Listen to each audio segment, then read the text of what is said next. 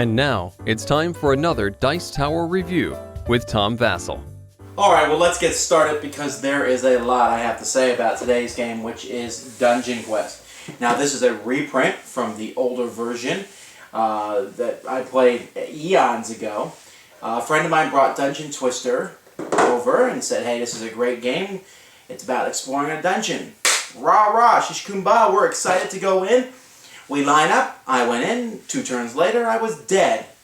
And I said, okay, now that I'm dead, do I start another character? He said, no, you're just out of the game. I said, oh, okay, that's kind of fun. So he said, no, try it again. So we tried it again, I went through, and this time I wandered aimlessly in the catacombs forever and ever, amen, and never found anything of any value, and everyone else died, and eventually my time ran up, and again, I was dead. Now, there's something to be said about dying in a game. When I play one of my favorite games, the Adventurers game, The Adventurers, which you can't see, but it's above up here, I really enjoy that, and I die all the time in that because I'm always pushing my luck. But in The Adventurers, if I wanted to not die, I could.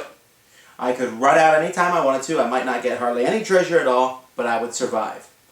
In Dungeonquest, you really don't have a choice. You're going to die. But some people didn't mind that. I mean, someone made up these numbers, and I think it was 16% survival rate or 20% survival rate, although I think that's kind of pushing it. And, yes, okay, but it's a light game. You go through, you die, you go through, you die, you go through, you die, you might make it through. What does this game change? And the answer is, it doesn't change much, but there is one critical change that it does do. Does that help the game out? Let's look.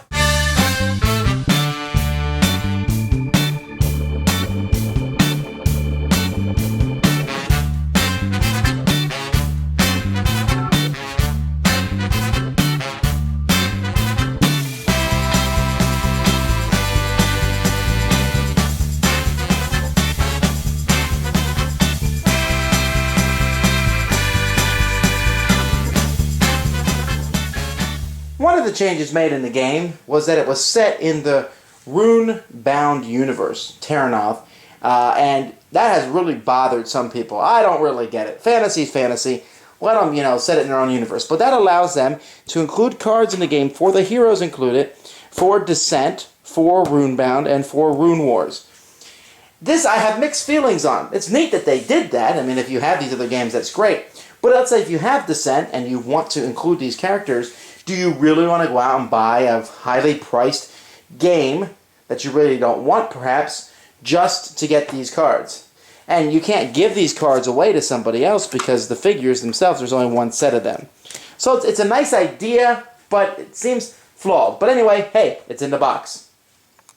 Now, if you get a fan of Dungeonquest, and there's very strong fans out there, they're going to give you all kinds of ways and talk about the complexities of the game. And the rulebook itself is a fairly big rulebook, which could have probably been written a little bit simpler to understand. But I'm going to break this down to you. Basically, each person playing the game starts in one of the 4 corners of this board. They are trying to get to the dragon's lair in the middle of the board. On your turn, and sometimes turns differ, but for the most part, you get to put down a tile. And these tiles are rotated, and sometimes you're just going to have to deal with the way that they're on the board. And you'll move into that tile, and depending on what's on the tile, let's take a closer look at one of these, will depend on what you can do. See, there's a little torch here, so you can search in this room. There's a door that you may try to get down, and each of these tiles is going to give you different events, but they're completely random. You don't know what you're going to find. Here, for example, you find an entrance down into the catacombs. After you do that, you're basically going to draw a card that gives you an adventure, although there may be different things. Here's a shuffle. Well, that's not a very good one to start out with. Here you find a secret passage down into the catacombs. Here you find an empty card. And I'm going to stop right here and say this is one of the most annoying things about this game to me, is that there are lots of these empty cards in, and it's really annoying on your turn to simply say nothing happens. That's just, I don't know how to explain it. Now sometimes you'll find a crypt where you can search for treasure, and then you'll draw from the crypt deck. And hey, you found treasure, or maybe not. You know, maybe you found a trap. And that's another thing about this game, which I find just absolutely mind-boggling, is that in this game, there are lots of traps. And when you draw these traps, you have no idea what's going to happen. For example, here, suffer 4 wounds and lose your next turn. What did you do to get that trap? You simply drew the wrong card. Roll 1 die and subtract 3 from the result to determine how many wounds the gas inflicts. Then roll 1 die and subtract 3 from the number to determine how many turns you lose. You roll 2 6s in a row, you're not having a good day or not. And there's all sorts of things like that. Roll 1 die to see how many wounds the poisonous snakes inflict. Well, that's really just not going to be a lot of fun for people, especially as you can see here, this character has 12 wounds, and even the most powerful character has 20 wounds up there in the corner. But still, if you're losing 4 or 5 wounds from every trap, the game could end quickly from you. And there's even some traps that say roll a certain number or you're dead. So eventually, you know, as you're moving around, you might go into catacombs, and you draw from catacombs cards, and you're basically crawling underneath the board until you pop up later on. But you might get to the dragon at some point, at which point you draw cards to see how much treasure you can steal, or else the dragon will wake up and kill you. Now, with all that going on, you're going to also eventually run into monsters on the board. Some of the cards, when you draw them, unfortunately are not going to say empty. Look at all these empty cards in the deck. Ridiculous. Alright, but I don't want to keep going on and on about that. But some of the cards in here will simply have a monster. And you might recognize these monsters if you play Descent, but you run across a troll. And this is where the biggest change from the original game came. In the original game, you simply rolled dice to see what happened in combat. Here you're going to use a system of cards. Each card has a different color background and has a reaction card to it. Sometimes has different things on the card, that special abilities depending on who can use the card, like if you're fighting the sorcerer. And combat involves, and I'm not going to get too in-depth on combat here, but simply you're both playing cards face down, you turn them over, the higher number wins, but if you play the right color at the right time, you can have a reaction. So if I play this blue card and my opponent plays a red, I'm in trouble. And it's really a convoluted process. And here's how it works. You fight, and you fight for 5 minutes sometimes against this troll, and you beat the troll. And do you know what you get then? Do you get this? No, you just get to keep going on and move on with the game. And that's really, really boring, to fight for no other reason than to stay alive. So anyway, if everyone dies, and by the way, look at this, there's a time track.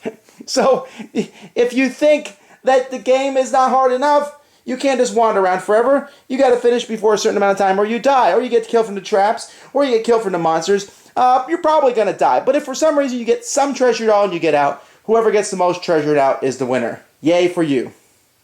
Now, with all being said and done, I realize that while this certainly isn't my style of game, that there are going to be people who love the massive amounts of pieces and the cards and the things going on in the game. There are some people who won't be bothered that there's 20, 30 cards that say nothing happens, or that the monsters, you fight them and you get no reward. Because I know this because the game was printed, had a fan following, and was reprinted. My concern is that even those people who like all that are still going to be kind of discouraged by this card combat, which, while it's clever, doesn't fit in this style of game. This is a very similar combat to that found in Middle-earth Quest. And I liked Middle-earth Quest because there the battles meant something. They were down-to-the-bones battles. It was survival of the fittest type thing. Here, it's a random encounter, and it's this big, long, drawn-out battle, and then you move on. And there's no good comes of it. You just come in, and you may never even run into a battle. I don't know. I struggle to see why this game is remotely popular. Like I said, I understand that some people like it, but I'm just not one of them. You never know. You open a door. Speaking of which, shut the door. Thank you.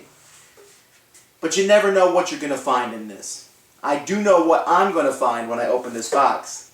And that's nothing, because I'm getting rid of it. Even the Descent and Runebound characters aren't enough to taunt me to keep it. It's for some people, but I'm not one of them. Thanks for joining us today. For more written, audio, and video reviews, as well as the #1 board game podcast, check out the website at www.thedicetower.com. Until then, this is Eric Summerer, and you've been watching The Dice Tower.